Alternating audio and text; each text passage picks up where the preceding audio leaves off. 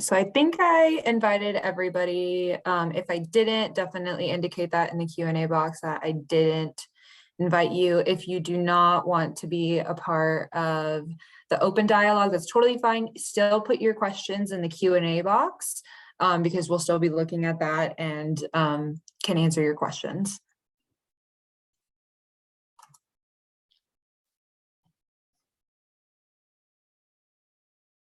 Also, feel free to stay off camera or feel free to come in. There will be a point where I was going to invite folks to introduce themselves since I'm coming in a little cold and don't know all of the extraordinary expertise you bring. Was hoping we could just have a moment where I could just say hi, and then we can always go off camera. We can put you back in attendee mode. But that was really the intent, just so I could maybe be a little bit more customized in what I share tonight. Mm-hmm. Yeah, absolutely.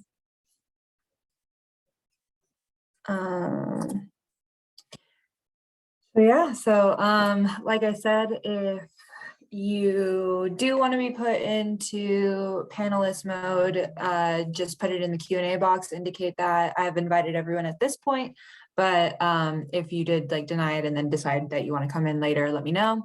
And I will promote you. Otherwise, you can always ask any questions in the Q&A box. Totally fine with me. And we will be checking that periodically. Missy will be checking it. And I think that we can get started. This is Missy. She is sustainability. She's going to talk to you all about sustainability today. And if you're ready, Missy, then I think they're ready for you. Let's go. Well, hi. See, I get to see John, and I know John, so this makes me already feel better. Hey, John, good to see you. Welcome, everyone, and thank you so much for your interest in city operations and how things are progressing. And I'm so delighted to be able to spend some time with you tonight. Sarah, thank you for all the logistical support too. I know she's doing a great job. So just kind of run of show, what I was thinking is I do have some kind of general introductory slides, a little bit of history of sustainability within the city, where we are today, some of the activities that are going on and how you can get involved. I'll happily run through that. I would really love for this to be interactive. This is a chance to talk, with some of the leaders in our community, and I absolutely want to hear your questions, what you're thinking, what you wish was happening, all of the above. And I will promise to be really transparent with you, which is how I function in this landscape. So maybe at some point I can invite you guys in to introduce yourself so I can also benefit from knowing who you are, but acknowledging folks are eating dinner, you didn't have prep time, just a flag. That'll probably happen once I'm done with my slides. I'd love to invite you in. So let's go. You ready? John, you have to be my visual because you're the only one I can see. Let's go, shall we? Yes. Oh, Bess, thank you. All right. Here we go. So hi, y'all. I am so excited to talk to you about sustainability tonight. When I talk about this, you're going to tell I have a lot of energy, and I'm really, really lucky because I get to work in a field that is not a job to me. This work really is my life's purpose. And I learned that pretty early. So I love the work that we're doing. It's dynamic, it's challenging. Sometimes it feels impossible. And there's a reason we have to do this work because we're not living a particularly sustainable lifestyle right now.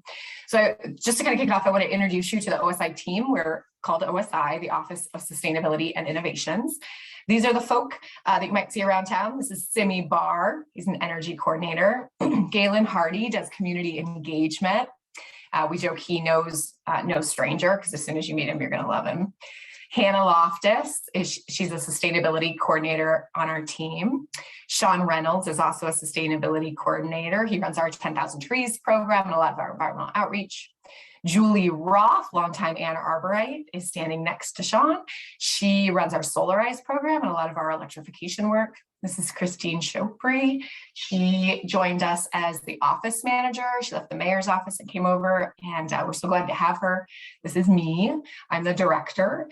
This is Zach Wasmith. He's a community engagement specialist that splits half of his time with the Office of Sustainability and half of his time with building.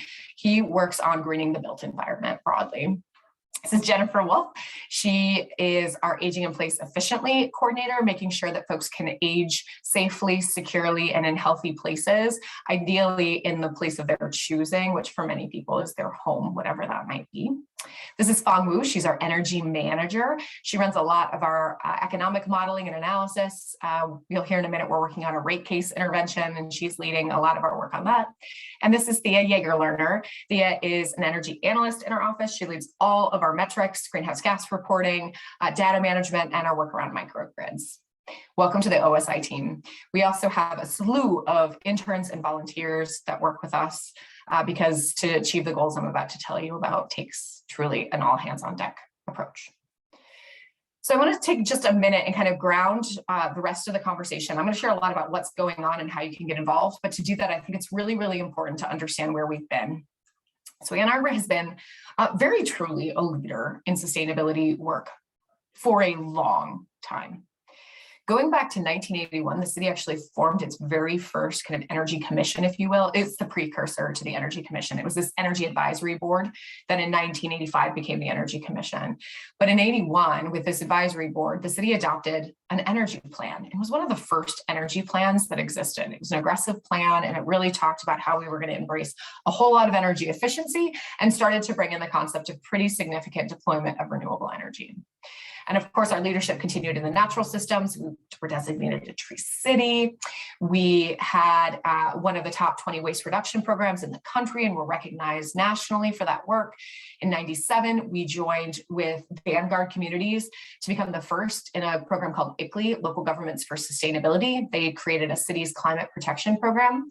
Full disclosure, I came from ICLEI. I ran the US programs for our climate mitigation and climate adaptation work. So I knew about Ann Arbor and was actually working with Ann Arbor and the Knots on a lot of sustainability work with my predecessor. So that was a really exciting moment because ICLEI was about elevating local government voices in international climate discourse. And so Ann Arbor really stepped up very, very early kind of in local climate movement. Of course, we have the Green Belt, the Environmental Commission. And as you kind of cycle through, we adopted our very first climate action plan in 2012. Shortly on the heels of that, we identified and adopted a sustainability framework, which was actually part of the city's master plan. And this was pretty cutting edge. At the same time, we were working to integrate sustainability into our CIP, our capital improvements program, excuse me. And we still get a lot of questions about how we do that. And honestly, I'm on a lot of calls about how we do it better because it's never done, this work. Pretty exciting. In 2015, we hit one of our very first goals, which was actually a 15% reduction in greenhouse gas emissions. We hit an 18% based on 2000 levels. Mayor Taylor at the time signed on to this global covenant of mayors working on climate. This was kind of in an age in which we really didn't have a lot of international and national leadership on climate, and local governments were the leaders, and I'd argue they still are the leaders. And then as we round the corner, I want to pick up over here. So we've actually had a green fleets policy. This was updated in 2018, but we've had one for 20 years in the city, which is a little bit bonkers when you look across the landscape. Once again, a demonstration of kind of the forward-lookingness of city operations. But as we round the corner, I joined the city in the summer of 2018. And at that moment, the city has always had this, since the 80s, had kind of someone working on sustainability, often framed as like an environmental coordinator. And it was within a unit called systems planning, which was within public services. So it was sort of a buried position, and it got a lot of really great work done. But in 2018, a decision was made to formally create an office of sustainability and to have that be within the city administrator's office. And that was really enticing to me. And so that was when I came on board at the city and became the first official director, although I would argue that I stand on the shoulders of giants who've done this work for obviously a very long time. In 2019, there was a movement. It actually started a little bit earlier internationally, but domestically, it really hit in 2019 to pass climate emergency declarations. And the essence of this is if you're in an emergency, you act like it. If you're in an emergency, you unleash the resources you need to unleash to address that emergency. And if climate change is an emergency, then we should act like it. And a bunch of constituents came forward with this resolution that had been tailored from international discourse. and brought it forward to the city. And city staff worked with them, and we created a recommendation for when the community would achieve carbon neutrality. We presented that to City Council. City Council unanimously adopted it in November of 2019. And they said, we want you to create a plan for how we're going to be carbon neutral. And they gave us until Earth Day 2020 to do that. Cat out of the bag, Council adopted it. Here we are. A20 is our plan, and I'll tell you a little bit about that. And it sets the goal that we're going to be achieve a just transition to community-wide carbon neutrality by 2030. You'll hear me say this a few times tonight. It's audacious, it's aggressive, and it's absolutely essential. And we are working every minute to figure out how we're going to achieve it. So let me tell you a little bit more about that. So with this kind of in our process, in our purview that we had to create this strategy, we created a process that was a multi-pronged process. And I talk about it in 3 phases because that's how we designed it. And it's sort of how I think about it. It's like a funnel. The top of the funnel, the opening, was this phase we called ideation. And we took every idea we could get. We did a lot of public input. We talked to peer cities. We stole from peer cities. We obviously brought in staff expertise. We stood up technical advisory committees, 4 technical advisories to be precise. And we just curated ideas. What are we going to do? What's possible? What's possible? We read scientific reports, right? Everything you can imagine, we just put into this consideration. Second phase, you got to prioritize it. So we created a prioritization framework, and we ran every single idea through that prioritization framework. And I can show that to you all if you'd like to see it. And then the third phase was actually supposed to be, in our initial thinking as we mapped this out, was going to be a carbon budget. So you might have seen participatory budgeting where people say, okay, we have a budget of $400 million.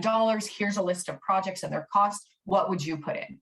So we thought we were going to do something similar, basically say, we got to get to 0 greenhouse gas emissions. Here are all these actions that have been prioritized. You pick. But when we got to the end of prioritization, the answer was everything had to be in if you're going to get to 0 emissions. And so it felt disingenuous to go out to the public and ask them to give feedback on what should be in and what should be out when everything had to be in. And so we pivoted and we focused on how. How are we going to do this? How do you want to engage with us? How do you want to communicate? How should we fund this? How should we make sure it's exciting for you? And so we spent that third phase really focusing on getting from ideation and prioritization to actual implementation. So on the left, you can see a little bit of information here. Throughout this process, we ran 3 public surveys. Our first survey was pretty much a bust for us. We got about 160 respondents. It just wasn't good enough. We got 0 respondents under the age of 18. So we convened a youth group. We asked why, what are we doing wrong? And they actually began the Ambassadors Program with us. It came out of that group, which I'll talk about in a second. And they helped us recraft our entire public outreach, especially around kind of surveys where we were getting input. Our second 2 surveys grossed over 1,000 respondents, which is really great for surveys, as you may know. In that course of the planning, we held 68 public events. We had 80 events scheduled, 12 were canceled due to COVID, because this comes right on the heels, or the beginning of COVID. We did 2 large town halls, but most of our events were with other people. We were at the Hands-On Museum doing a table where we were interacting with youth, and one of us was talking to caregivers to get their input. We were in affordable housing sites talking to tenants about their concerns and their ideas. We worked with Meals on Wheels, so every homebound resident gave input into the process. We really tried to leverage this network I'll tell you about in a little while to make sure that we were getting a lot of disparate and kind of non-traditional voices into the process. And certainly we did fun things like climate trivia at a bar where folks came out. We tried to make this fun, but really meet people kind of where they were within the community. And those 4 technical advisory groups we set up, we had over 80 technical advisors that joined us and gave of their time to help craft this. And at the beginning, we had 66 partner organizations. I'm delighted to say today we're at 110 collaborating organizations that work with us to implement A20. So all of this is this incredible machination that happened over 82 working days, right? So in November, we get the call that we have to do this. It has to be to City Council by Earth Day of 2020. And if you back out, that doesn't mean Earth Day we finished. It means we had to finish 6 to 8 weeks in advance because it had to go through a whole bunch of city review processes. So we had 82 working days and a whole bunch of holidays in there. That's the time that we had, and I wouldn't change it because the point was to get a plan that was living and iterative, but demonstrably correct. And that's what we did. And centering the work, we wanted to be really, really clear on what the values were around sustainability and this work for us and what we were hearing from the community. And the 3 things that we talk about are equity, It's non-optional. It's not a lens. I can't take it off. It's not a vantage. So we have to center equity in the work that we do. And we often talk about that in terms of making sure that those who benefit first and most from the kind of solutions we're seeking are those that are impacted first and worst by climate change. And those tend to be our frontline BIPOC residents. It has to be sustainable in all of the ways you can think about, but we also mean it's got to keep going. Right? Like we have to find things that sustain themselves, that sustain us, that sustain this planet, right? And it's okay to be wrong. Of course we're wrong. I don't know what the world's going to look like in 2030. I can't tell you every technology. I can't tell you who's going to be governing at any level. That's not the point. The point is to create a system that's flexible and living so that it can change and adapt as circumstances and conditions change and adapt. And it has to be transformative. And this one, I think was probably the hardest for some people to kind of wrap their minds around. But put simply, doing what we've been doing isn't going to work. We have to transform systems. We have to transform our place and our people, because if we continue doing what we're doing, well, one, I don't want to live in that future because it's a future that's going to lock in more systemic and institutional racism, growing economic disparity, greater unsustainability, absolutely runaway climate change, a decrease in resilience. That doesn't sound like the future I want to raise my daughter in. So we have to transform those systems. And that's hard work, right? But that's the work that we're excited about. So all of that culminated in this vision. And this is the thing that keeps us moving, that together, literally all of you and everyone else, whether or not they actively know it, we are a part of this place and we are a part of creating and implementing a just transition to community-wide carbon neutrality by 2030. That's the vision of A20. So I want to take a step back and tell you a little bit about the emissions that inform that, because if we're going to get to carbon neutrality, we need to understand where our greenhouse gas emissions or our climate pollution is coming from. This is the metric that it's one of many metrics, but it's the metric that we measure in our office. We measure it every year, and largely that's just some of these we measure much more frequently, but annually we produce a greenhouse gas inventory. We're putting in our progress and where our emissions are coming from. This is largely because of how some of the individuals report that we have to get data from to complete our analysis. So what we've got here, just kind of showing emissions over time from 2015. I can go back to 2020, but we updated our methodology. We're adding more things in, right? As we get better at accounting, things like upstream emissions were not something we were counting in 2020 or in 2000. There wasn't a methodology to count them. Now there's a methodology, and Thea on our team is on a bunch of international working groups helping create the methodology to accurately capture the emissions from these things. Because the way we count needs to be the way that Dubai counts, and the way that Auckland counts, and the way that New York counts. And that's the standardization in these methodologies that we adhere to and we're helping create. We need to have that consistency.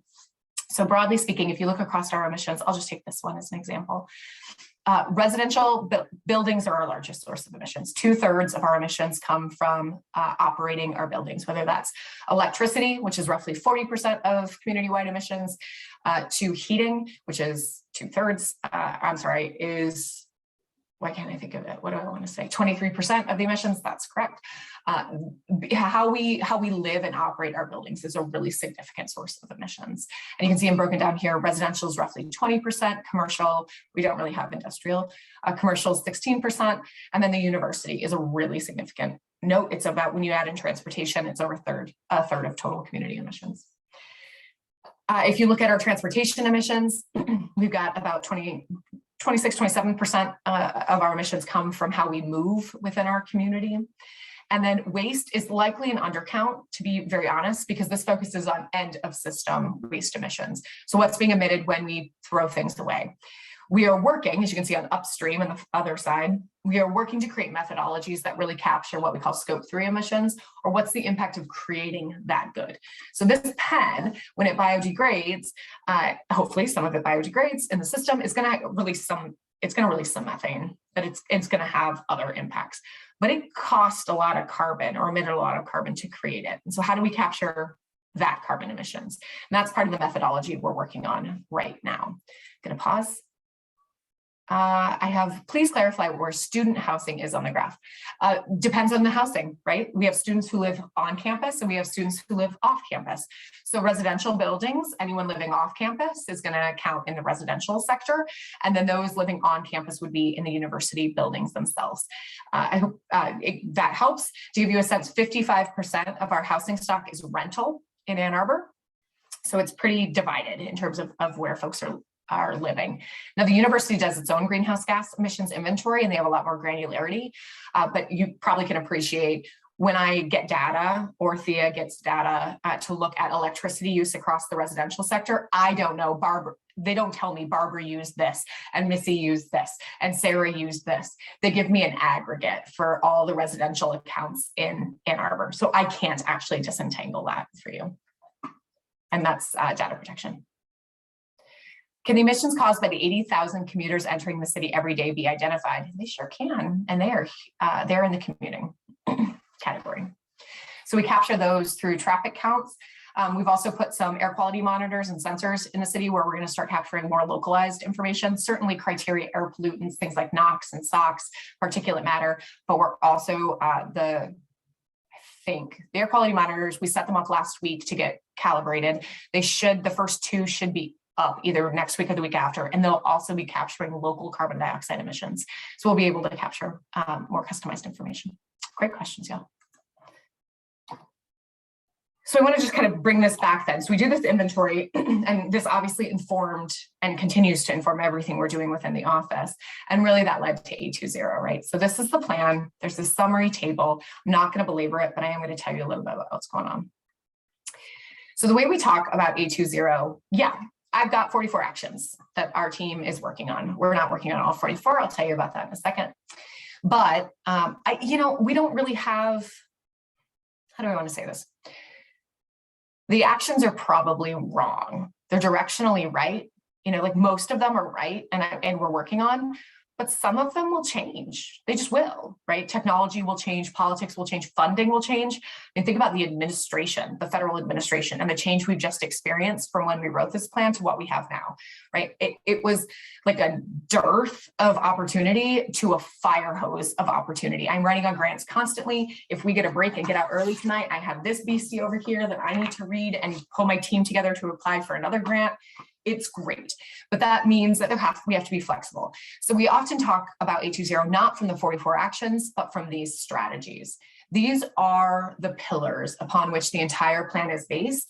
These are pretty immovable. If you want to be carbon neutral, you have to do these things. So I know that we have to find a way to power our electrical grid with 100% renewable energy. There's multiple ways we can do that, but we have to do that, right? So that's the strategy. And that's strategy one. They're in no particular order. They're not prioritized. Strategy two is we also have to find a way to transition off of gas, diesel, propane, coal, natural gas, and switch to electric. I can't make fossil fuels green, but I can green my electric system. This is an area that I often get the most pushback on from constituents, especially those who have never read the plan. In the plan, the goal is 20% electrification. So I'm sorry, 25 to 30. We're at 22% electrification of residential units. The goal is to get to 30. So we're talking about an 8% increase. We're not talking about banning natural gas throughout the system. I just want to be super transparent about that. But we do need to find ways to support things like the electrification of vehicles. How are we making it easier for people to make that switch? Or I don't know if any of you are paying attention to the research that's out, but we've had a lot more research talk about the public health impacts of your stove. If you, like most people, have a natural gas stove and you cook on that and it's not properly ventilated, which, oh, by the way, is true for almost everyone, then you are literally breathing in toxic chemicals every time you turn that stove on. And chances are, in most cases, those chemicals and the concentration of them is higher than what's legally allowable for outdoor air quality, right? That's a public health concern. And during a pandemic, when we were spending a lot more time indoors than we had previously, that means a lot of vulnerable populations were being daily exposed to indoor air quality that was toxic for them. So how do we address that? And those are the kinds of initiatives we're taking on. So instead of saying, rip the Band-Aid off and do everything around electrification, let's start with what makes sense. Switching out stoves could be one thing that makes sense. We have a sticker campaign to help people transition to a heat pump if that makes sense for them. And we are working really hard to figure out how to address electrification, which is probably the trickiest thing in this landscape that I'll talk about tonight. The third strategy is energy efficiency. We all know this. If you are at all in the environmental field or have been tangentially involved in any way, shape, or form, you know that the best energy is the energy you never use. What's different is when I came into this field, we always said energy efficiency first. It's the very first thing you do. We don't have time anymore to phase in that way. We have to stack. So we are actually working on activities that stack strategy 1, 2, and 3 together, because that's what we have to do if we're going to decarbonize our built environment. But energy efficiency is a really critical piece. It's also sadly often considered the peas and the carrots of our work. People don't get super excited about energy efficiency. They get super excited about solar. They get super excited about geothermal. So we're finding ways to kind of put energy efficiency into that equation as they're moving forward with something that might perhaps be a little bit more alluring for them. Strategy 4 is reducing the miles we travel in our vehicles by at least 50%. Pre-pandemic, this one terrified me. I saw a path for all the others. This is a behavioral change. How do you get people to transition, especially if you got those commuters coming in and we're not making investments in regional transportation at the scale or pace necessary? How do you get people out of cars, right? And then a pandemic hit and we saw multiple weeks, even months of higher than 50% reduction in VMT. And what it showed me was I was wrong. We were all wrong when we created A20 because we didn't put telework in, because we didn't think people would ever telework. Now, I want to be clear, telework is grossly unequal in terms of who has access and the ability to telework, but we didn't even think a modicum of the populace would telework if presented the option. Well, now telework is one of the strategies that we're promoting because we know for some folks, it has a really significant benefit and impact positively. And so that's a kind of edit that we've made within our strategy.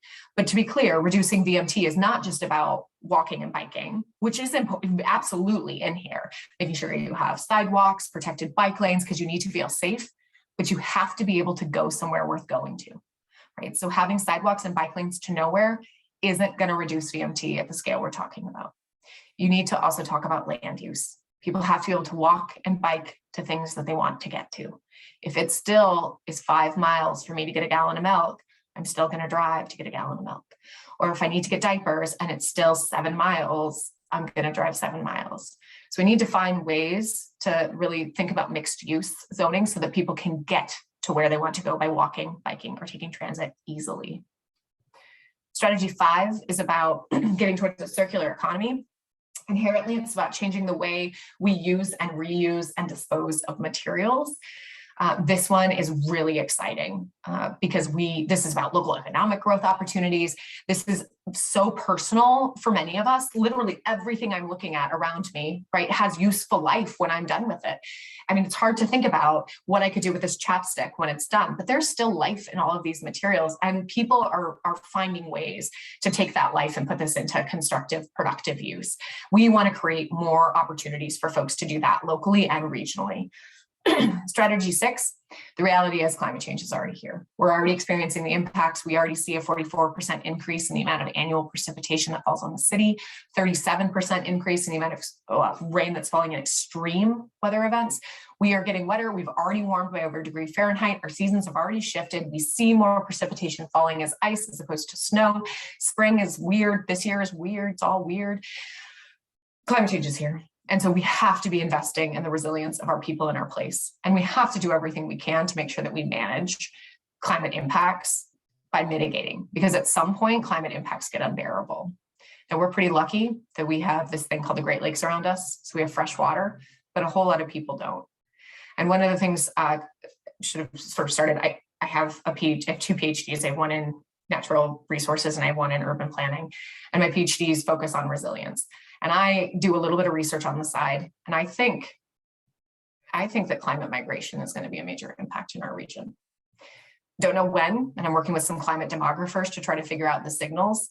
But if we have water, often too much of it that falls in any given period of time, but water is life. And a whole lot of places don't have the gift of that water. And so part of what we're trying to understand are what are the signals and the kinds of impacts we might experience. And this is really practical from the standpoint of our water treatment plant. If you guys took a tour of it, or our wastewater treatment plant, we make upgrades all the time. We actually factor climate projections into our work, right? Thinking about changing precipitation patterns and if we're capable of moving that much water in a certain period of time, or what kind of green infrastructure we have to put in place to slow that water down until it can get into the system. But we don't factor in migration because no one has really developed a solid model around this. And so we could, in fact, be making decisions that are undersized for our infrastructure. So this is part of the reason that I'm working on this kind of project on the side. And then the last strategy is other strategies. These are things that don't fit in any single category because they fit in every single category. Things like community engagement, metrics and transparency, equity, right? You can't just have a strategy that says we're going to do equity work. It has to be in everything that we're working on, and humbly, coming back and saying, whoops, that didn't work. We have to rethink, and we have to work with our community stakeholders to redesign this whole process. So these are the overarching strategies, and underneath them are the actions. But this is really where we tend to bring people to, because these are the bedrock of A20. So these are the actions, and they're grouped around each of the strategies. So for example, the first four are tied to strategy 1. These were the 4 actions that made it into A20 to power our electric grid with 100% renewable energy. The reason I highlighted some is just to share today, the team is working on 35 of the 44 actions. So we're working on a lot of these, moving them forward in our kind of 18-month timeframe of A20. So I'm going to tell you a little bit about what's going on in just a second. But before I do, I've shared with you we have a plan. We also have a governance framework because A20 is meant to be living. So what does that mean, right? And this talks about how we open up A20, how we get feedback, what we need to do to make changes, because we don't want to make changes on the fly, right? The point is not to have the perfect plan. The point is to implement solutions. And so we want to make sure that we update the plan, but we don't want to kind of die on the cross of updating the plan, if you will. We have this prioritization framework. And this is really relevant, obviously, because everything had to go through the prioritization framework. But as people bring new ideas, excellent ideas, they need to go through the same rigor as everything else that's in the plan. Because if they're going to kick something out, it actually often has cascading impacts. When we did our calculations, we thought about how things nest together. So if we're going to take something out and add something in, we need to understand holistically how that fits and how it compares across a series of criterion to what's already in the plan. And then lastly, we have an investment scenario, because despite how much I would love for it to be true, these things are not free. We have to make investments. If we're really serious about climate, we have to make investments in climate. We're not going to just fix this by doing what we've done before. And we wanted to be really honest and transparent about those investments. That's dollars, that's bodies. People have to do this work if we're going to do this work. It's not magically going to happen. Our systems aren't set up to do these kinds of things. We have to push against them. And we wanted to be really, really candid about what it was going to take. So all of these are on our website. They're totally available. You can dive into depth on any of them should you want to. What I want to kind of go in this is the middle section here, is just to look at some of the activities we've got going on today. And then we'll end with ways you can get involved, and then we'll just throw it open for all kinds of Q&A. I see something in the chat, so I just want to check. Oh, we got that one. Okay, great. So quick look at A20 today. And I framed these around the strategies with one exception, just to kind of make it conceptually easier. So strategy 1, that 100% renewable energy powering our electric grid. Just a few things to share. We've designed over 4 megawatts of solar for 18 city facilities, 12 parks, and then the water treatment plant, wastewater treatment plant, Wheeler Center, which I know some folks are at tonight, the airport, Steer Farm, which is a water pumping station at the airport. And this is a significant amount of power, hundreds of homes equivalent power coming out of this project. City Council approved some ARPA funding towards this project. There's a long story if anyone's following the solar industry right now, but we are hoping to bring this project to City Council. Things are almost completely designed and ready to go, so we just need City Council to approve the final installation. Hoping, fingers, toes, eyes, legs crossed, everything's crossed, that this comes to Council in May. There's an external factor at play, which I'm happy to talk about on the side, which has absolutely nothing to do with the city of Ann Arbor, but with the Department of Commerce right now. But that's exciting because that's a lot of solar. We do have solar on Fire Station 6. We have some solar on the farmers market, but we are massively expanding that. And with this installation, we're also doing a bunch of car ports and car charging stations and a few batteries. So we'll be working on some resilience centers, which I'll talk about under that strategy. We also have a solarized program, and there's some asterisks here on things which are things you could get involved with. So I wanted to kind of indicate, yes, I'm going to at the end talk about it, but if you're excited, all of these have calls for you can enroll in the program, you could volunteer with the program, you can go to our website and learn more. So just kind of indicating what those mean. So we have this solar bulk buy program. The story of this is delightful. We had a resident who was really, really active and passionate about solar. She was getting solar, but it wasn't enough that she was getting solar. She wanted everyone to get solar. And so we met with her and her solar installer, and we said, why don't you become a champion for this and maybe invite some people, and the city will sponsor, tell your story, why you went solar. And we asked the solar installer, if she does this and people are interested, will you give them a discount? Because she basically marketed for you. And they said, sure, we'll try it. If she gets 3 people to go solar, everyone gets 5% off, including her. If she gets 5 people to go solar, everyone gets 10% off. And if she gets 10 people to go solar, 15% off the cost of that solar, plus the federal tax incentive. And sure enough, this individual invited, I think, 48 people into her home. I remember being in her living room pre-pandemic. And about a dozen of them ended up going solar, and they all got 15% off the program. And that became Solarize. And that individual is Julie Roth, and she now works for the office and runs a Solarize program. So 2.5 megawatts is a lot of solar in 2 years when you consider the average system is between 6 and 7 kilowatts.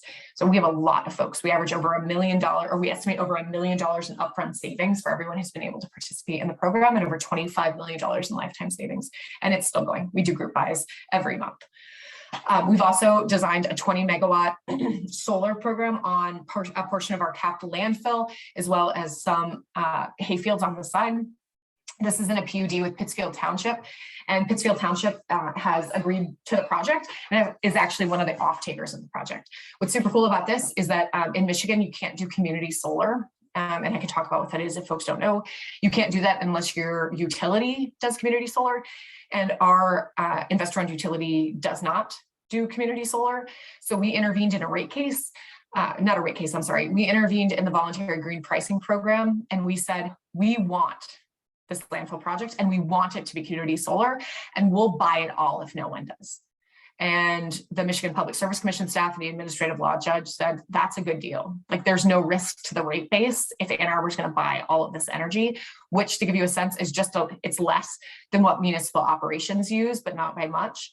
And so we were really confident. We have a goal of, powering municipal operations with 100% renewable energy. So I could achieve it with this action.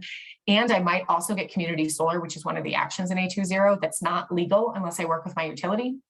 The judge said yes, and now we have it. This system is designed. We were prepared to go to council May 5th with this project, but the same issue that's holding up the first project with a Department of Commerce investigation into solar produced potentially in China is just slowing down the industry. So hopefully soon this project will be before City Council for approval. We also are exploring the creation of a sustainable energy utility. I hope you guys have seen the announcements about this. We went live, we're in public feedback right now, and I will happily share any information you want or any questions, happy to answer that you might have about the SEU. This is a supplemental utility. It is not a traditional utility, meaning we're not trying to take over the poles and the wires and the antiquated failing infrastructure of our investor-owned utility. Instead, we're focusing on generation. So this is a utility that would be supplemental, focusing on solar and battery storage for first phase, massive deployment. We're focusing on generating clean energy, and you don't need to have poles and wires to do that. Eventually, it grows to become micro and nano grids, which is where we have localized, kind of limited poles and wires, really connecting household to household to make sure we're actually sharing power generated here. And it's supplemental because you would use the SEU and then you would still have the connection to DTE's grid. This is legally possible, it's technically possible, and it's allowed in Michigan law.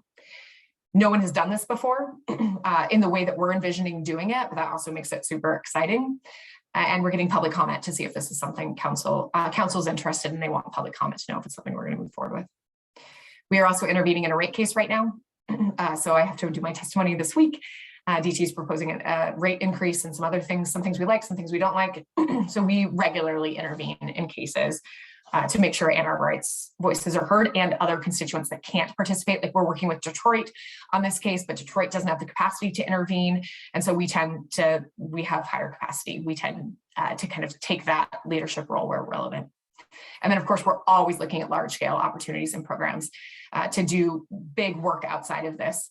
And I can share a few of those examples, but this is kind of a general moniker for some of the things we've got going on. You guys are doing great.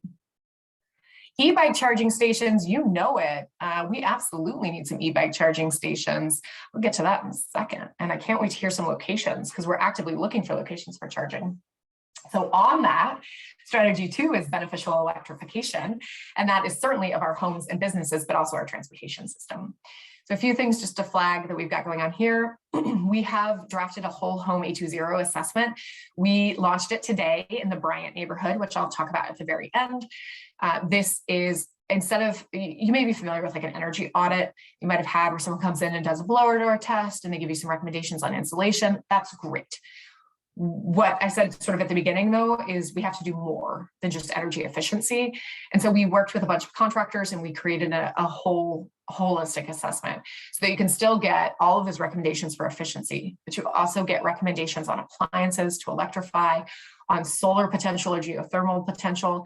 And the idea is to try to make this a lot easier for people to kind of do the next right thing. It's not eat the whole apple, but it's if your furnace is about to go, instead of having a high efficiency natural gas furnace, what if you make a replacement to a cold climate air source heat pump, right? So this is part of the assessment, and this is about making sure the market is educated. Skipping down, here's the problem.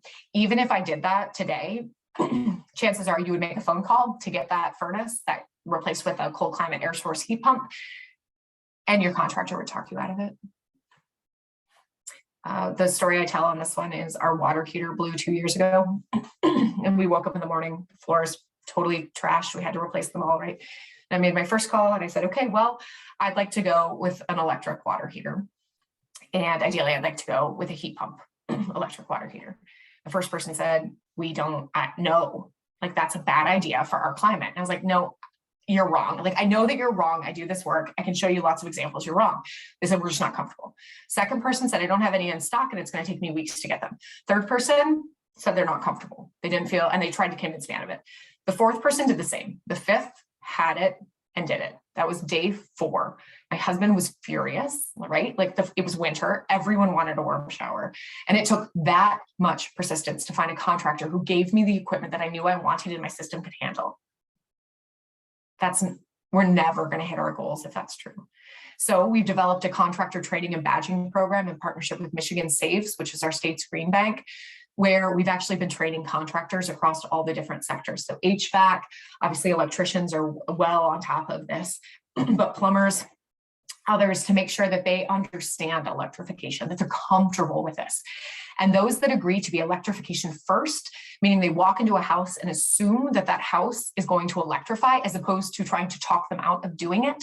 Now, of course, if it doesn't make sense for that home, they shouldn't do it. But you shouldn't have to fight to get information on something you're interested in. So those who agree and go through this training program actually get a badge that says they're electrification certified and electrification ready. Now you as an individual can go to the Michigan Saves website. They have a contractor list. You can search for contractors, let's say HVAC. It'll pull up the full list in our area. You pick the mileage within 30 miles of Ann Arbor, and it shows you every one that's available. And those that are electrification certified pop and they have this badge next to them. So it helps you make a more informed decision. And it's an incentive for those different contractors to be trained and knowledgeable about this, because we actually are pushing people towards those contractors, because people in Ann Arbor, many folks want to make this transition and they've just been stymied because they can't get the contractors to move. We also have done kind of more passive things, like we've got on the bottom left, this replacement sticker, which goes on your furnace. Furnaces are not something we interact with frequently if we're very, very lucky. And the time we interact with them is when they break, right? Or if you do maintenance, good on you, but many people don't. So here, the idea is you actually get this sticker, you make a commitment to have it be a heat pump. We help you find the contractor who's going to help you replace it when it breaks. So in that moment, when you need to replace it, you are not in the situation I was in. You know who you're going to call, they know your system, and they're ready to move fast to get you your new heat pump. Other things we've been working on, we passed an EV Readiness Ordinance last year, so all new developments and all major renovations have to be EV ready. That means they have to have the electrical in place all the way up to actually having electric vehicle chargers installed. We are all the electrical work is done. In a few weeks, you'll see a tripling of level 2 chargers throughout the downtown city system. We have ordered them, they're in, we're ready to rock. The city's fleet is nearing 20% electric. We ordered our very first 2 electric garbage trucks. They're the first in Michigan. They're due in any day. So as soon as we get them, I can't wait to go see them and do a little ribbon cutting there. It's super exciting. We are working on a multifamily electric charging pilot. We're also looking at using utility poles since they already have electricity running as a way to do charging in the right of way. So we've got a lot of kind of innovative experiments going on to figure out how we're going to support charging infrastructure. And that does include for bikes. So great question. And then I'm really lucky that I get to work with other vanguard cities like Berkeley and Ithaca and Burlington and Portland, Maine and Boulder. We're working on a coalition to actually move electrification further faster in partnership with the White House, which is super fun. Strategy 3 is energy waste reduction. You all are doing great. I hope you're not bored out of your mind. Sarah, you will tell me if they're bored, right? I would definitely tell you, but I am super engaged, so I can imagine that everybody else is. Okay. Well, then onward we shall go. For energy waste reduction, some kind of exciting things. We passed the very first benchmarking ordinance in Michigan not very long ago. This requires that all major buildings in terms of square footage have to report their energy usage annually. This is phasing in. City buildings had to go first. We reported at the end of last year. Now every building over 100,000 square feet has to report by midsummer. We're supporting them with that reporting. We have staff, we have volunteers, like we are trying to make this as easy as possible. But the point is you have the right to know as a tenant, whether that's for business or whether that's a residential unit, what the energy performance of that is, right? We are an expensive market, and this is important information. It tells you about obviously costs, but comfort can be impacted, and the market just needs to know. So this isn't a performance standard. This is a disclosure. This is information for the market. We also, right now, we extended for 1 week. We're getting feedback on proposed rental efficiency standards. And so this is about making sure, I said before, we're 55% renters, making sure that those rental units are safe, healthy, comfortable, and oh yes, sustainable in that process. So we've drafted some recommendations. We pulled together a task force of property owners, landlords, and tenants, and affordable housing colleagues. And we created this recommendation. It's, as I mentioned, out for public comment. We're going to close it on Earth Day. Well, that's not true. On the city's Earth Day, which is Sunday, the 24th. See you all at Leslie Science and Nature Center. It will close after that event. So please give us your feedback on this standard. We also are working on what's called HERD, Home Energy Reporting Disclosure. This is for single family homes. Everything I've mentioned before is commercial properties, rental properties, multifamily properties, but this is about single family. I'm sitting in a single family home. The idea here is when I go to list that home, one of the pieces of information needs to be the energy performance of that home. And there's something called a home energy score, which is a standardized way of reporting on that home and the features in that home. So this isn't about how I use my home. This is about what the home has, right? Because I'm a very different user than my next door neighbors, right? I have a 7-year-old child who has a different energy profile than a neighbor who is 70.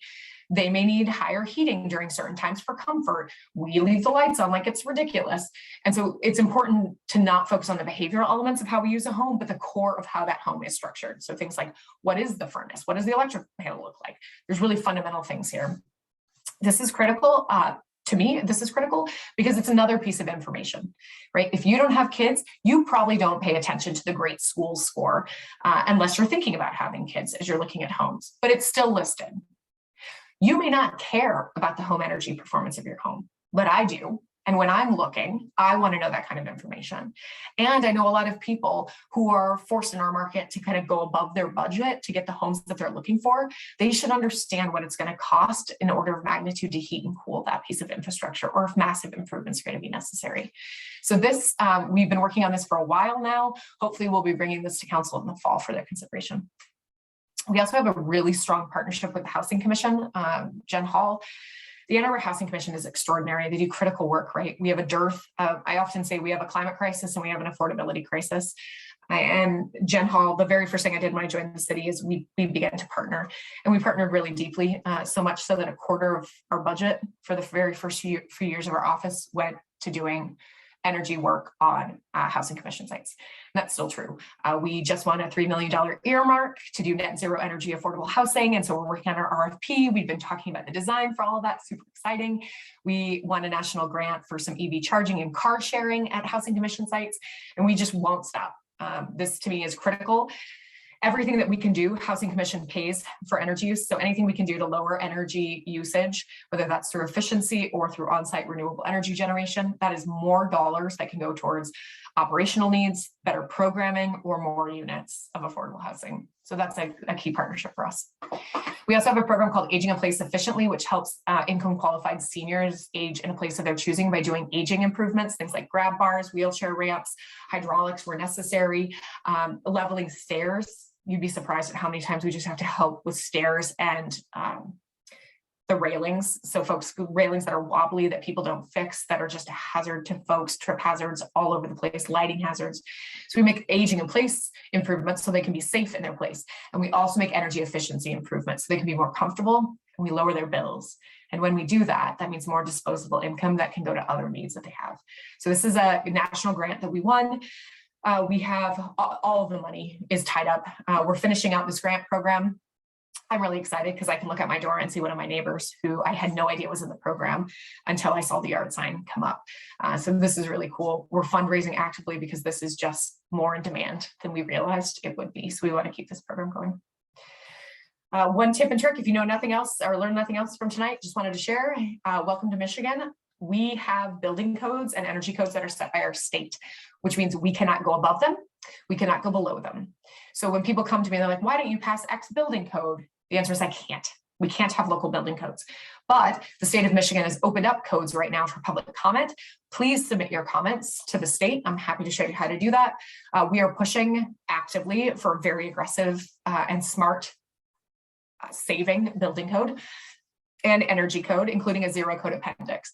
Zach on our team and our building inspector, the lead of the building department, Glenn Dempsey, go and testify constantly to this committee. They're pushing for more aggressive codes because it makes sense. It makes sense for tenants. It is safer, it's healthier, it is cheaper to operate these buildings.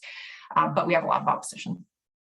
And then just a few weeks ago, we applied for a grant to help 30 homes, low-income homeowners and tenants, renters, transition their homes to net zero energy. And we did this in partnership with community-based organizations, financial institutions, so we could generate and focus on intergenerational wealth accumulation. If we're going to lower energy bills, how do we funnel that into kind of additional savings for homes? I will tell you about this project at the very end, but this is my favorite project. It just lights me on fire because it corrects so much of what the market has broken. And then we collaborate with the 2030 district on lots of different things, including a commercial program. We're trying to launch a commercial solarize, helping a lot of our major institutions make some pretty significant changes. I love telling people this, but if you want to get some delicious ice cream, you have lots of choices in Ann Arbor. If you want to get some ice cream from an institution that's working really hard to be carbon neutral, head to Washtenaw Dairy. They are just doing extraordinary things there. Pause for a second. Yeah, bye, Dan. See you later. All right, transitioning over to strategy 4, which is reducing vehicle miles traveled. This is numerous things. I don't know if you've heard from Raymond Hess yet about our transportation work within the city. You probably know we have a transit authority, which is not the city itself. So I can't go to Matt Carpenter at the ride and say, hey, I want you to do these things because the city has this goal and objective. Well, he's got his own plans and objectives, and sometimes they align and sometimes they do not. So the city really focuses more on the infrastructure like bike lanes, sidewalks, and we've been taking on bike work, like actual getting bikes into people's hands because that was sort of a hole. So what we do have is Vision Zero. And this in the center, Ann Arbor moving toward together towards Vision Zero is this goal. The idea was 0 traffic fatalities, but I got involved in that process pretty early and convinced them that it also had to be 0 greenhouse gas emissions, and finally beat them down and they agreed. So we have Vision Zero, which is 0 traffic fatalities and 0 emissions. And we work together to figure out how to make that manifest. We also do support the Transit Authority we help them with their earmark that they just got for some transit infrastructure. We write grants together whenever we can. We also run a bike discount program that people may or may not know about. So we worked during the pandemic with a bunch of our local folks to offer discounts for people to purchase bikes, which were really hard to get. And we have a discount with human electric hybrids if you want to make a transition towards an e-bike. You can also join us during A20 week and come and visit some of those vendors who are going to do a bike expo. And I'll finish out with that in a second. And then I mentioned telecommuting. We're working on a project now. And we are everyone knows if you come and talk to me about the ride, I will tell you I need them to transition their buses to zero emissions technology. And we're working with them on a study to figure out how to do that and pushing them really, really hard to go further faster in that space. For the next strategy 5, circular economy, there's a bunch going on in this landscape because circular economy is huge. We actually, off to the right, you might see we have something called A2R3. These are reusable containers that a handful of restaurants have been piloting with us for over a year. We are landing on the right product. We're testing the right check-in methodology. Zingerman's, Ginger Deli, El Harissa, Detroit Street Filling Station, Miss Kim.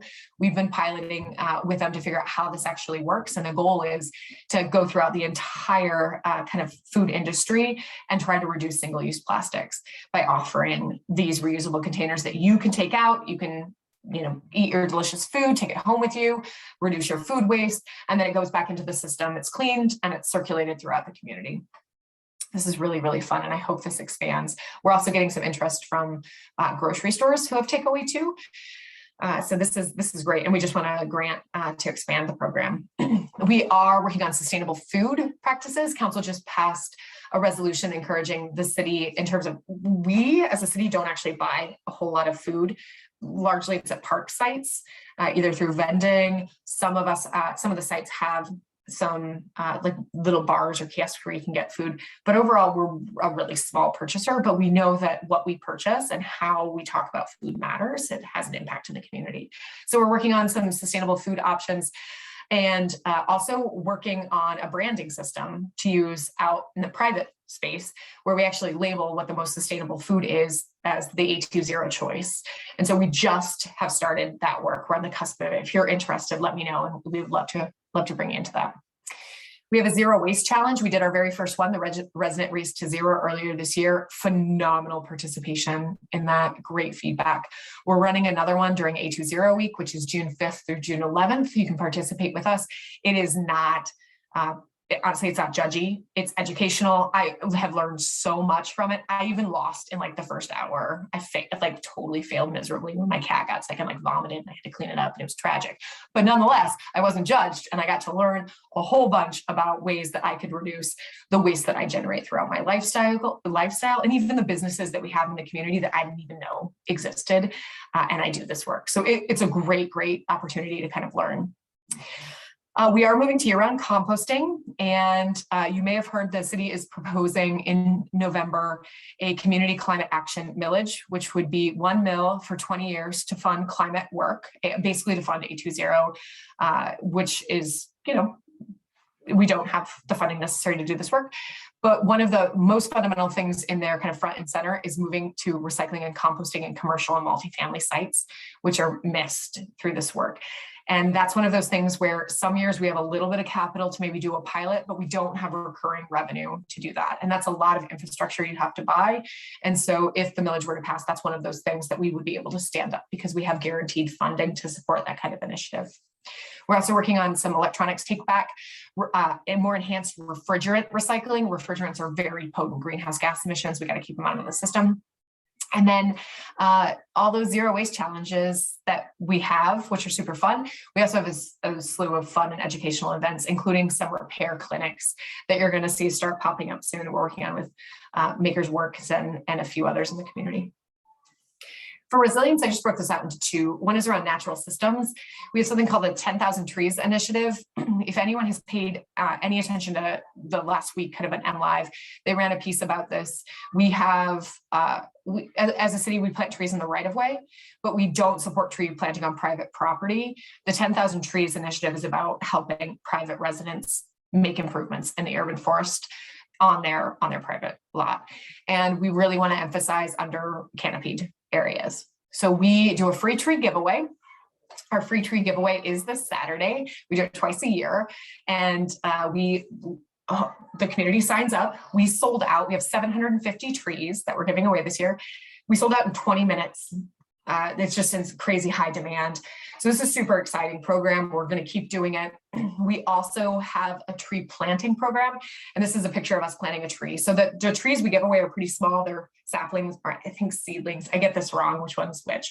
They're 2 to 4 feet. They're babies, right? So they come with tree protectors and guidance on how to maintain them, because it's not just about planting a tree. You've got to maintain and keep that tree healthy and active in the system. But we also do this program, which focuses on under canopied areas where we come out and we plant much bigger trees, right? So this is what, a 5-foot tree. There's a tree in the backyard we planted, which was an 18-foot tree. You can buy a lot less of those trees with funding, but it has a much bigger impact. So we do this program as well. This is a volunteer opportunity if you want to come out one day and help us plant some trees in some under canopied areas. And then we're master rain gardeners. We've gone through the programs. We take residents through the county's master rain gardener program, because we know one of the largest impacts we have is increased precipitation. So we want to improve our green space. We want that green space to have pollinator habitats, to look great, to manage stormwater, to have health benefits, to purify the air, you name it. And so you can join us in one of those events. We have air quality monitors going up throughout the city. Believe it or not, we don't actually have air quality monitors in the city. So we did 2 that we just set up, as I mentioned before. They'll be installed in the next, again, week, 2 weeks. We're just waiting for the right kind of time to get them up. One will go in Bryant, and the other is going to the farmer's market. And then we have a slew of other, they're not as robust air quality monitors, but they're really good monitors that'll go up through transit corridors. And we're working with Ann Arbor Public Schools to put some ideally at school locations, so we can understand the impact of walking, biking, and idling cars, picking up kiddos from school. Of course, we hear about pollinators. Welcome to No Mow May. We're heading into that season here, which you don't have to mow in May. Let some flowers grow, let those pollinators get established, kind of do their work. And we also have a fertilizer management program in the city, helping make sure that we protect that beautiful river that we have and aren't sending pollutants, phosphorus, and other things into that river. From a resilience side, this comes in lots of different ways. We have a partnership. We're actually proposing a co-hire with emergency management, someone that can do community resilience. Emergency management does tend to think about reaction, a disaster, respond, get out.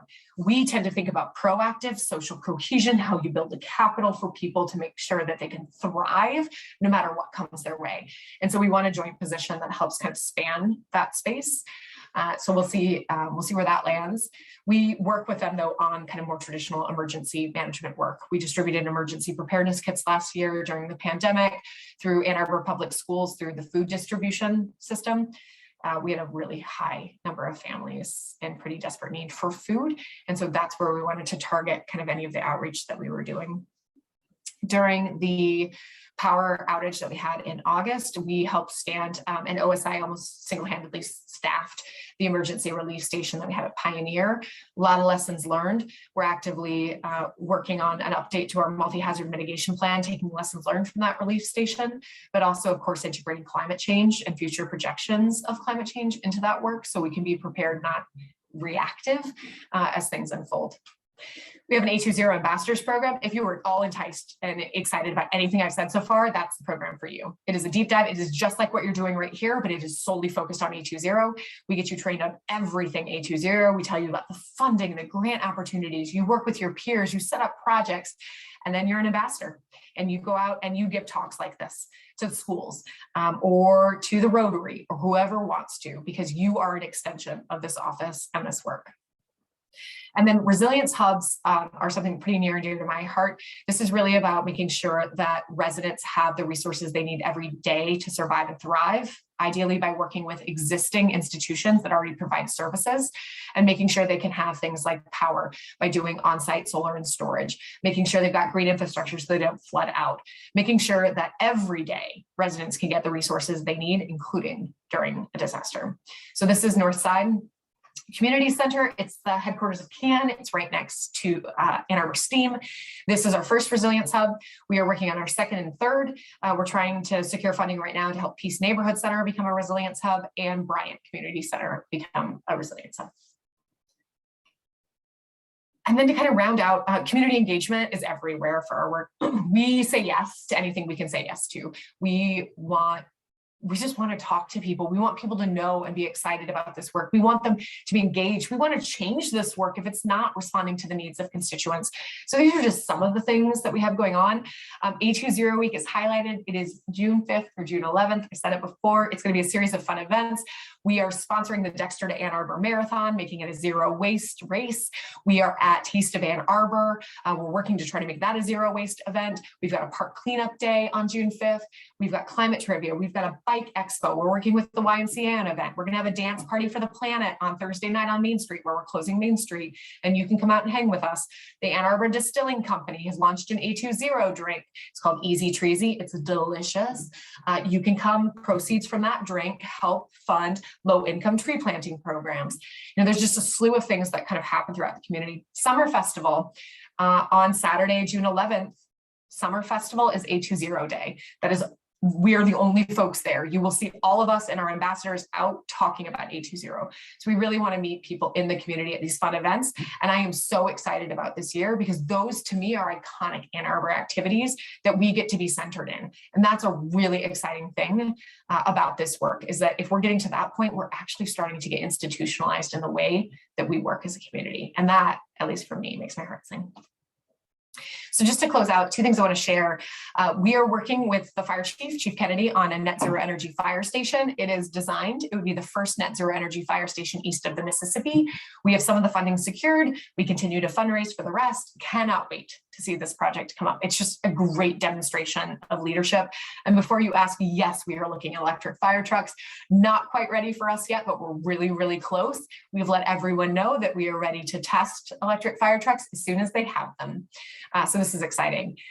And then the work I mentioned a few times in Bryant, this project is about creating the very first fully decarbonized existing neighborhood. It says in the Midwest, but the truth is it's in the US. No one has done this. If you ever hear about a decarbonized neighborhood or a climate neutral neighborhood, it's a new build. It's really hard to take an existing neighborhood and figure out how to get them to zero emissions. But let's figure out how to do it here. This is our last neighborhood of naturally occurring affordable housing in the city. We've been working for 18 months with the residents. Every dollar we've raised has stayed in the community. We pay it to people through their time. We hire residents through Bryant or Community Action Network. Community Action Network oversees Bryant Community Center. They're our partners in this work. We fundraise for them to hire residents. Just last week, we won a small grant that helped 2 residents who were suffering from energy poverty get solar. One of them got a new roof as part of that grant. And, you know, we were talking to them and they weren't sure they were going to stay in their home because they couldn't afford their bills anymore. And now the fact that they have a new roof, which means that it's way more comfortable for them and that their energy bills just drop drastically through that solar system, to mean they can stay. You know, like that's the kind of work that I've got to figure out how it scales, but it matters. And that keeps me going. We submitted a grant, a $2 million grant application for this work. I talked to DOE today about this work. I talked to the Knight Foundation today about this work. Like, we are just hustling to find ways to fund this, and all of it has to be resident-centered and resident-designed if it's going to be successful. So this is my favorite project. Don't tell the others, but I love this project. So to kind of close out here, I just wanted to end with ways you could get involved should you be interested. And I took these from kind of really, really easy one-offs to much more in-depth. So join us in planting a tree. We don't need volunteers for this Saturday, and I know it's super late, but in the fall, we will need volunteers to help us hand out the free trees that people sign up for. Or we do tree plantings 3 or 4 times a year. Join us at one of those plantings. It's just a few hours. You can get your hands literally dirty and see the fruit of your labor while helping make the community a little bit greener. You can host an event with us. Our goal is to get in front of as many constituents as we can and hear their feedback and get them involved in this work. Chances are, if you're in this group right now, you are a leader and really well connected. Maybe you want to invite us to your neighborhood association and you want to have a conversation around this, or maybe you want to invite us to your synagogue or your house of worship and we can talk. Any of that would be super welcome. And it could be an absolute one-off or it could grow to something else. Give us your feedback. These are just two of the things that we have open for comment now. I know the green rental housing says April 15th, but we did just extend it until next Sunday. Log on and tell us what you think about the work. Does it make sense? What would you change? We're getting feedback on the sustainable energy utility right now. Tell us what you think. We really honestly want to know and craft programs that are going to be successful. Join our listserv. We have the sustainability at A2Gov listserv that we send out. I can share a link with you on how you can get involved. We send out bi-monthly newsletters and volunteer opportunities. So maybe this just isn't a good time for you, but maybe September will be. Join us at a park work day or see what other opportunity emerges. This could be at your own time and your own pace. And just by joining the listserv, you at least stay up to date with what's happening within the office. If you really love this, join us as an A20 ambassador. So this is that 12-week training program. It's 2 hours over those 12 weeks. There's a grant that's set aside for all these folks, our ambassadors, to get to work, do actual community projects that enhance sustainability in their neighborhoods. You volunteer with us. This is us at a food distribution event. This is just an opportunity to be a little bit more deeply engaged in sustainability and climate action work. If you happen to represent an organization or you think an organization you are a part of is interested, join us as an A20 Collaborator.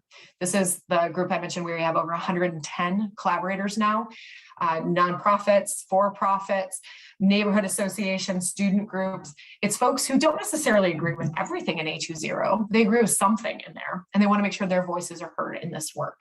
A commitment is that you join us at a quarterly A20 collaborators meeting. You host at least one event throughout the year with your network and A20 to make sure people are getting their feedback into the system, and that you help promote some action that's within the A20 framework. This is open to anyone. If you're interested, let me know. And then of course, join a board, commission, run for city council, get engaged, right? There's always opportunities to become more active in this landscape. And if you have an idea, last one here, if you have an idea that you have been sitting on and you just wish there was funding to support it, there just might be. We run something called the Sustaining Ann Arbor Together grant program, where you can get up to $10,000 to do a sustainability project in the public space. And I mean sustainability in its biggest sense here. So what you can't do is get $10,000 to install solar on your roof, but you could get funding to help a community center do some energy efficiency work, or to install green infrastructure in a public place that floods, or. I won't even pretend to come up with the ideas, because the point is we forgot things. There are things we aren't doing that you know need to be done. Apply for a grant and get some resources to do them. And of course, stay up to date on our website. Things move really, really fast because they have to in our landscape. And this is just a great way to kind of stay connected, engaged, or figure out how you can get more involved in this work. So with that, I will stop and say thank you for your time. I have a quick question. Yeah. I'm Kimika.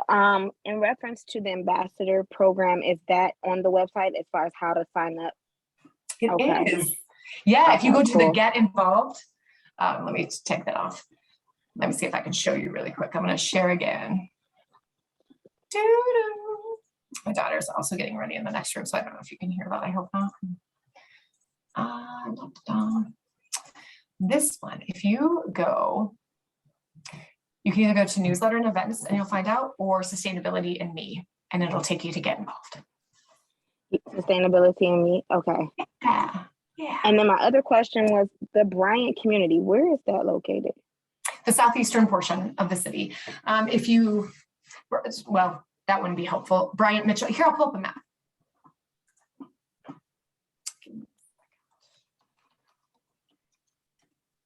Is it near Skyline or in that area, or? No. No, okay. No, good question though. It's actually not far from Wheeler. If anyone went out to Wheeler or the city's landfill. Let me show you here. Got it up. Oops. So Bryant Community Center is was actually designed to support the 262 households, and I'll blow out in a second, starting effectively here in. So it's this area. And let me show you. Oops, wrong way. Can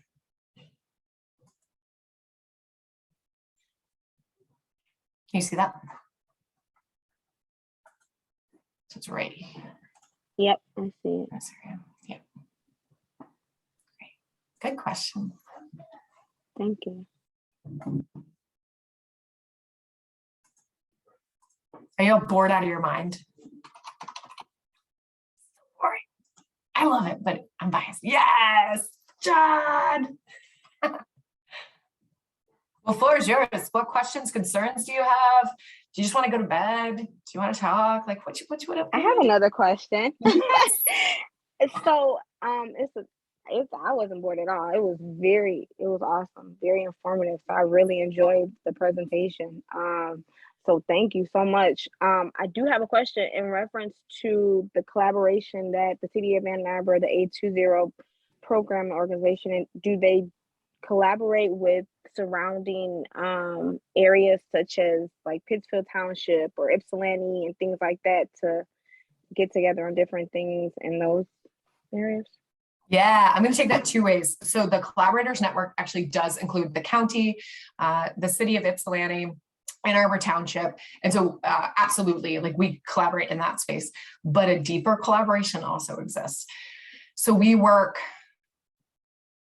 I think we're really lucky. I don't know how common this is in other areas of work, but the sustainability field is both really tight and really small and really tight.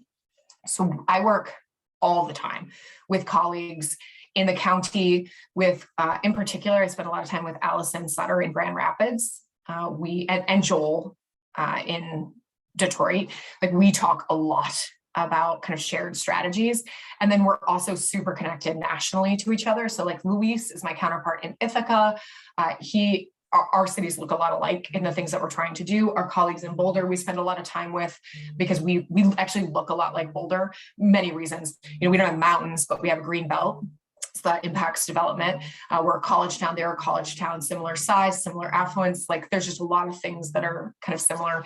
So we spend a lot of time with our peers trying to understand what they're doing, sharing what we're doing, stealing, honestly, like we don't have time to recreate. So we customize. So we try to take from other areas, share out and figure out ways to expand and scale our work.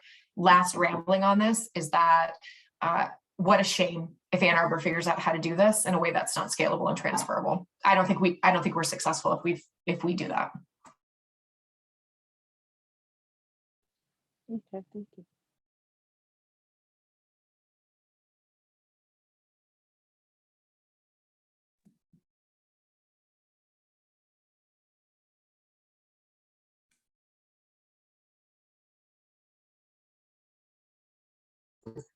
Sorry. Hi, Kathleen. Come on in. Hi, what a lovely daughter you have. I wanted to know what kind of collaborations are going on with the University of Michigan. You know, they have such a huge footprint and they seem to be getting larger and larger as the day goes by, but they don't provide any tax base to us. How are they working with us with this A20 collaboration? Yeah, in many different ways. And this is always one that I trip on how to answer because it sort of depends on the scale. Like their current head of climate work and carbon neutrality work, and I met yesterday, we have a monthly meeting. We talked about coordination. There's certain activities, you know, it's certainly an update of what each of us is doing, but we progress now to how are we going to do certain things together, which is great. And that's more institutional kind of at our levels. We are also working with formal administration on certain things together, which are super exciting and haven't always, you know, been great lines of communication. And I think that's both of our faults, to be honest. And then we work with professors beautifully, you know, like one-offs. I just sent an email today on one of the grants we're working on. We'll work with 4 different schools and colleges and 4 different professors on that grant to do really applied work in Bryant, but also have research questions. So it tends to be a little bit of everything. Sometimes it's tense, sometimes it's really collaborative. Often it's not at the scale it needs to be, but it is positive, if that makes any sense. I'm trying to give you a specific example. One of the things I'm working on right now with the Office of Sustainability and the head of carbon neutrality and facilities is shared EV charging infrastructure. Like, how are we going to do fast charging throughout the community? And so one of the ideas we have, like, we could create an EV charging hub, maybe on one of our transit corridors that you could use, we could use.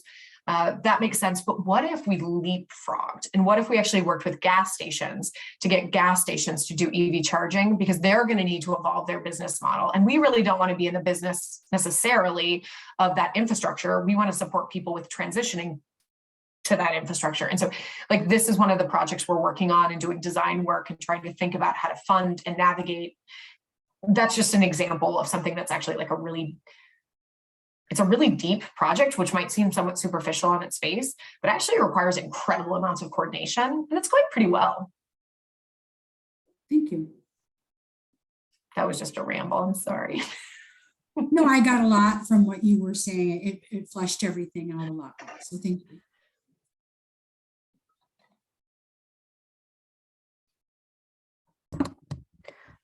I have a question. Yeah. As a renter, do you have any tips or success stories for renters being able to work with landlords and kind of talk them around to participating in some of your programs with their properties?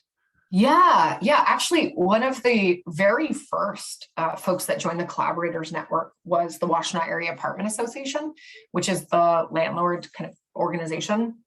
And they're really active in the space, not always in love with the things that we're doing, but really, like, they're at the table in these conversations.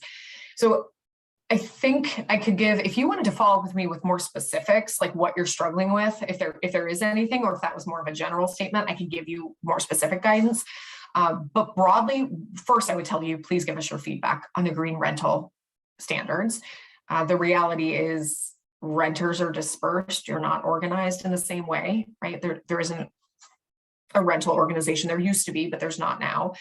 And that means that those who are organized tend to get their voices heard a lot more. So we do have more trouble getting renters to give us feedback than we do landlords or property managers. So we need your feedback. We need you to help people to give us feedback. Otherwise, all we're hearing from is, one portion of the landscape. Second, in terms of actual examples, though, we've had some success with green leases, which are ways split incentives are real, right? I don't know. Liz, come off the line. Let's have a real conversation here. Do you pay your energy bill, or does your landlord pay your energy bill? I pay my energy bill, and it's a lot. So you have a split incentive, right? Like, it would be great if you could make improvements because you're paying for it, but why would you make improvements? Because that's not your place. The landlord doesn't want to make improvements because they're not going to reap the benefits of those improvements, right? Because they're not paying the bills, their bill's not going to drop. So you have a split incentive. So things like a green lease can help navigate that, where you start sharing some of the resources. We have some success in that landscape. And then we're working, we're working on incentives and rebates to try to buy down the cost of these improvements so we can get more landlords to take them.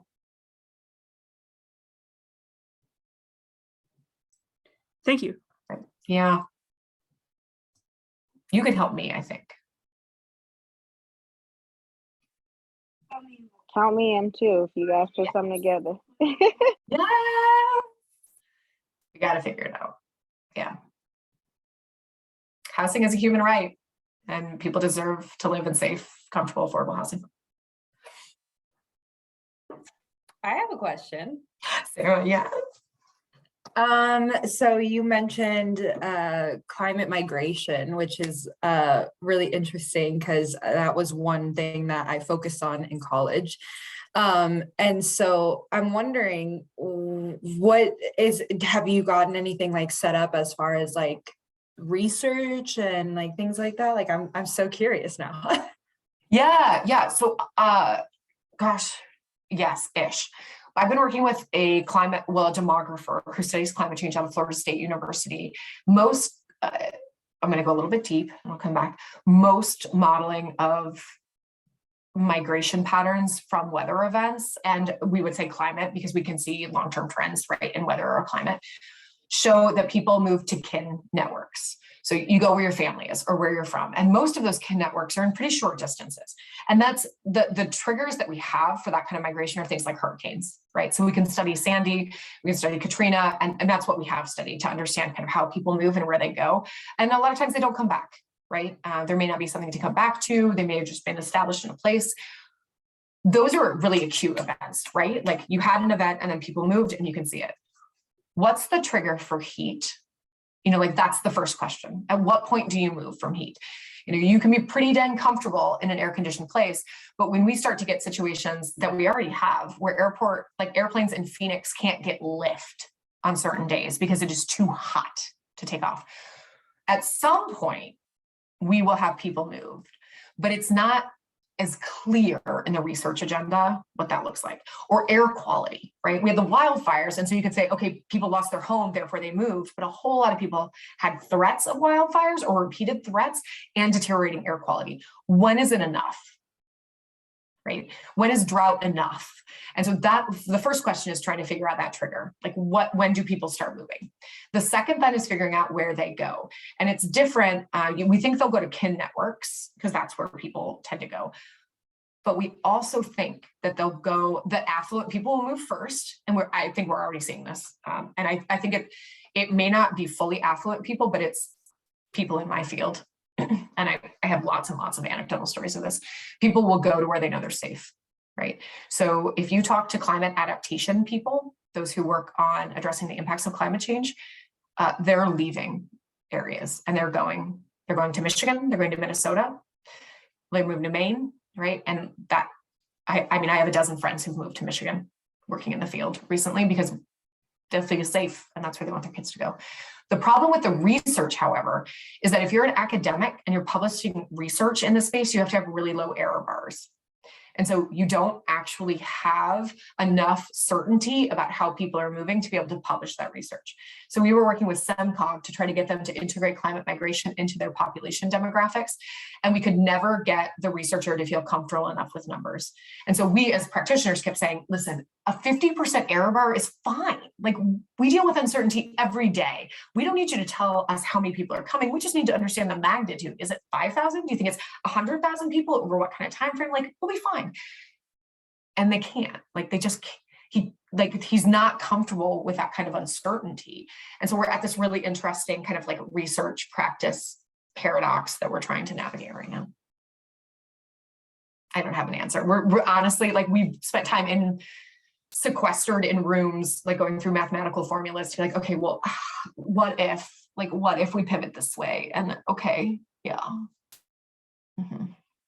No, that's totally fine. It's really exciting. And again, like whenever I studied it, it was a few years ago. So it's really, really good to hear that it's definitely still very much on everybody's mind, and that it's very much like on city planners' minds and things like that. That was one thing that we were worried about, was that the government wasn't quite worried enough.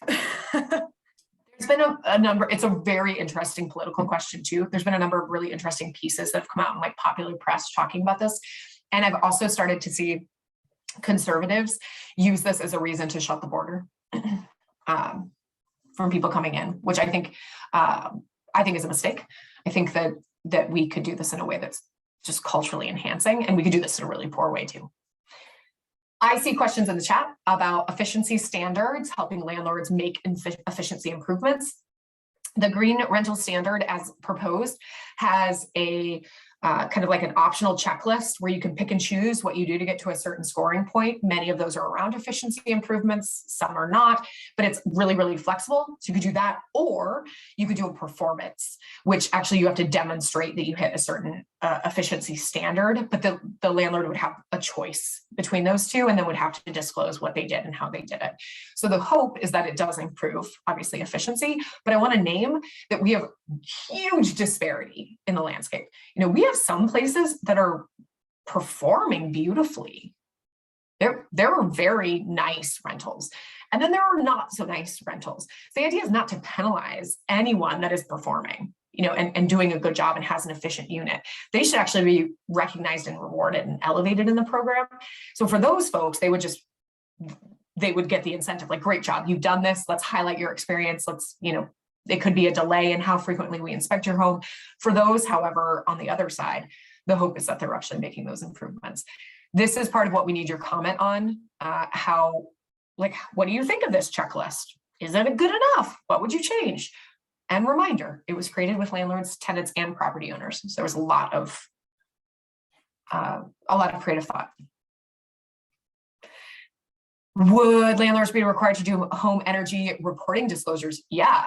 So already for benchmarking, for the benchmarking ordinance, anyone that's in a unit, we just put this into place. So it will be for units over 100,000 square feet. So if you're in a large rental, you will be required to report annually the energy performance of your buildings. And then it drops down, I think 50,000 square feet or above have to report in the next year. And then every year thereafter, everyone will have to report. So you will be able to see the energy performance of different units. For the rental disclosure, same thing. So if that were to pass, you would be seeing the performance of those units. So you would have that information to help inform your decision-making about where to live, assuming you can choose where to live.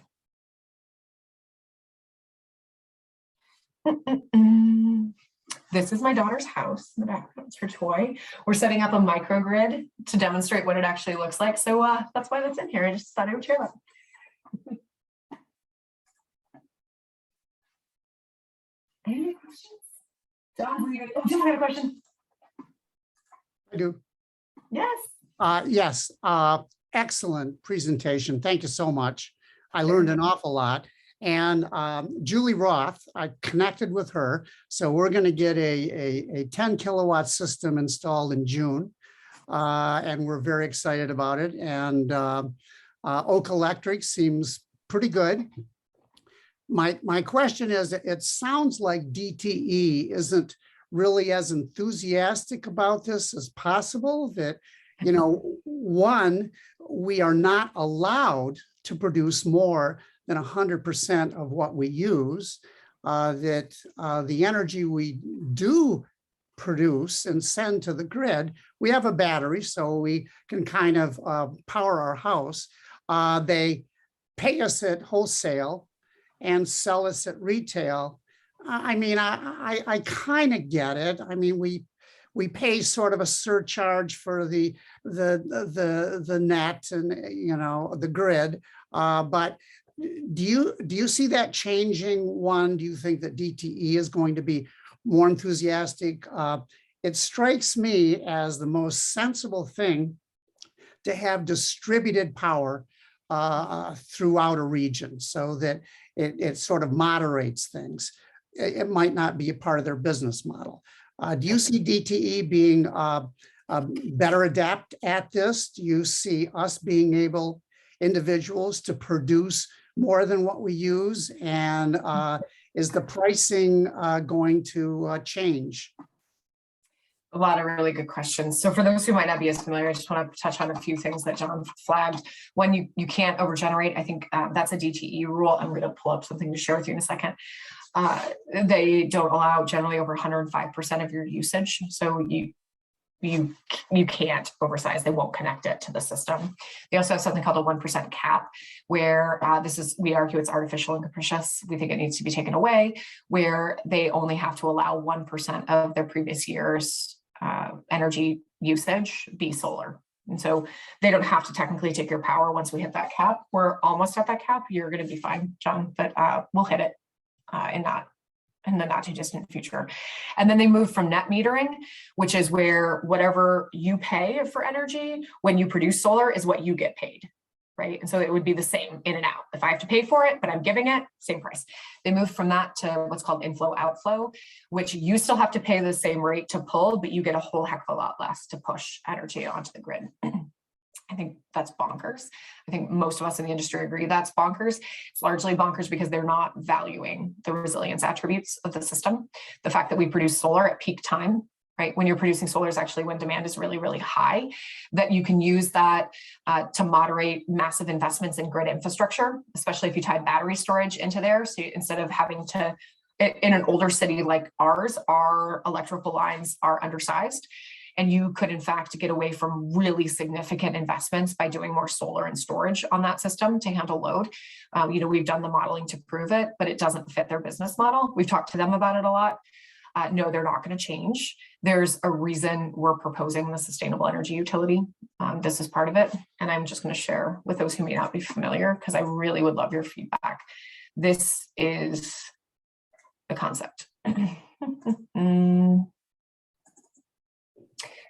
So this is the website. It's just a2gov.org/A2SEU. And you can learn about what we're proposing. It's a community-owned energy utility that focuses on solar and battery storage systems.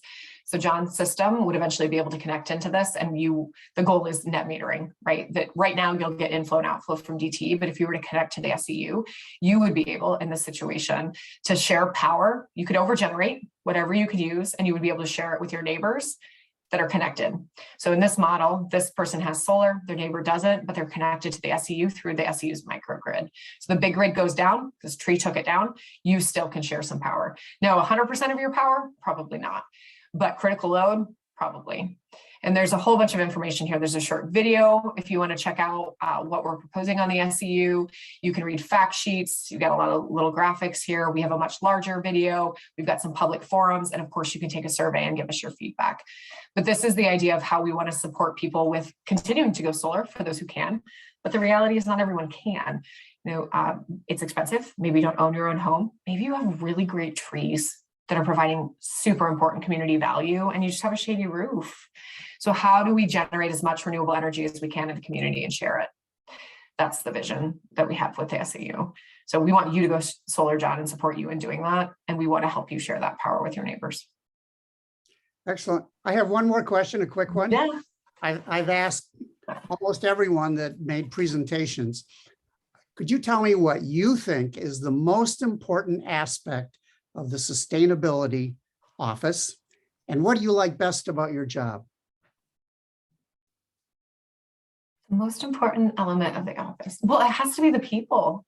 I mean, I don't think I could pick a better group of people that I get to work with every single day. And it's not even just in the office. I mean, the folks in this office are so passionate and smart and driven and just true community servants. This is not a glorifying field. I came from nonprofit. The very first constituent interaction I had, that constituent called me incompetent and just laid into me. And I was like, I don't even know you.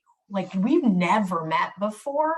And eventually, we're past that. We now can have very cordial conversations. But there is this assumption that those who go into community service do so because it's the last thing available to them. I think that's so opposite when I look at my team members. I'm surprised that this is what they've chosen, because they could go anywhere and do transformative work. They're just amazing individuals. And so are all the people I get to work with, all of you. This is just extraordinary. And my favorite thing about this work is it lights me on fire. I mean, every day is a new challenge. Every hour is terrible and awful and amazing and inspirational and heartbreaking. And that's all true. I mean, this is hard. We challenge what's possible every single day in our work. And most days that is amazing. Some days I'm just tired. And some days I wish I didn't have to do my job, because I wish people would have done it before today, right? But that's not the world we live in, so let's get going. We got some stuff to do. Good. Thank you. Yeah.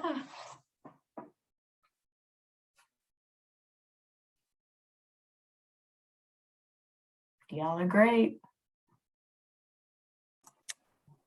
If we have no more questions, I think that we can wrap it up. Thank you so much, Missy. I cannot thank you enough. This is literally one of the most passionate people I have ever worked with, and I've worked for multiple state agencies, city agencies, everything, and I've never seen anybody with this kind of passion before. We are very, very lucky to have her and her team. They are doing such great work in that office. We really appreciate you. So just before we go, I want to remind everybody that this is the last session of our departments. Next week is going to be our very last session of the entire academy for this season, where we're going to be talking to the mayor and a few of the council members. So please be prepared to have your screens on and to get to talking. You will get to talk to them like one-on-one. So I will also be sending out a separate Zoom link. We're going to be doing a different Zoom link for that one, just so that way we can do the breakout rooms and everything like that. So I'll be sending that right along to everybody at the end of this week, as well as a survey to tell me how I did. Tell me how this was going. Some things that you maybe loved seeing, things that you didn't particularly care for, things that you wish that you had seen. Just all of that information is going to be in that survey, and I would really appreciate it if you guys would answer that for me. So if that is it for tonight, and I will see everybody for the last session next week. Thank you. Have a good night. Thank you. Thank you.